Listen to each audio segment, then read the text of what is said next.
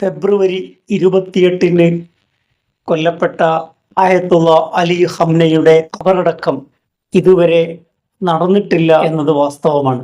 ദീർഘമായ ഇത്രയും കാലം മറവ് ചെയ്യാതെ സൂക്ഷിക്കുന്നത് അത്യപൂർവമാണ്. പല അഭ്യൂഹങ്ങളും പ്രചരിക്കുന്നുണ്ടെങ്കിലും കൃത്യമായ ഒരു വിശദീകരണം ഇറാന്റെ ഭാഗത്ത് നിന്നും ഉണ്ടായിട്ടില്ല. കൊല്ലപ്പെട്ട ആദ്യ ദിനങ്ങളിൽ തന്നെ അദ്ദേഹത്തിന്റെ അന്ത്യവിശ്രമം മഷ്ഹദിൽ നടക്കുമെന്ന് അറിയിപ്പുകൾ ഉണ്ടായിരുന്നു.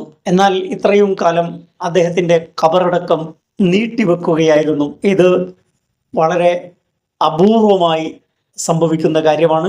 റൂഹുള്ള ഖുമൈനി 1989 വിടവാങ്ങിയപ്പോൾ വലിയ രീതിയിലുള്ള അന്ത്യോപചാരമാണ് അദ്ദേഹത്തിന് നൽകിയത്.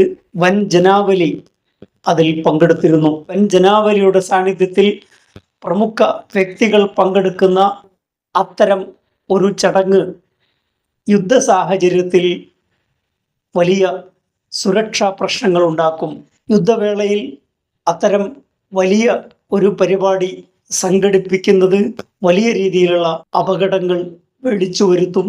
ആ ചടങ്ങ് തന്നെ ഒരു യുദ്ധവേദിയാക്കി മാറ്റാൻ പൗരന്മാരായ ഇസ്രായേലും അമേരിക്കയും തയ്യാറാകുമോ എന്ന ഭീതിയും അവർക്കുണ്ടാകാം. അടുത്തു തന്നെ അദ്ദേഹത്തിൻ്റെ ഖബറടക്കം നടക്കുമെന്നാണ് വിവിധ വാർത്താ ഏജൻസികൾ റിപ്പോർട്ട് ചെയ്യുന്നത്. ആയത്തുള്ള അലി ഖംനയുടെ പകരക്കാരനായി ചുമതലയേറ്റ മുജ്തബ ഖംനയുടെ സാന്നിധ്യവും അസാന്നിധ്യവും ഇത്തരം ഒരു ചടങ്ങിൽ വലിയ ചർച്ചാ വിഷയമാകും എന്നതുകൊണ്ടുമായിരിക്കാം ഒരു പക്ഷേ ഇത്തരമൊരു ചടങ്ങ് ഇത്രയധികം വൈകിപ്പിച്ചത്. ആയത്തുള്ള അലി ഖംനയി കൊല്ലപ്പെടുന്ന ആ ബോംബിങ്ങിൽ മുജ്തബ ഖംനയ്ക്കും സാരമായ പരിക്കുകൾ ഏറ്റിട്ടുണ്ട്.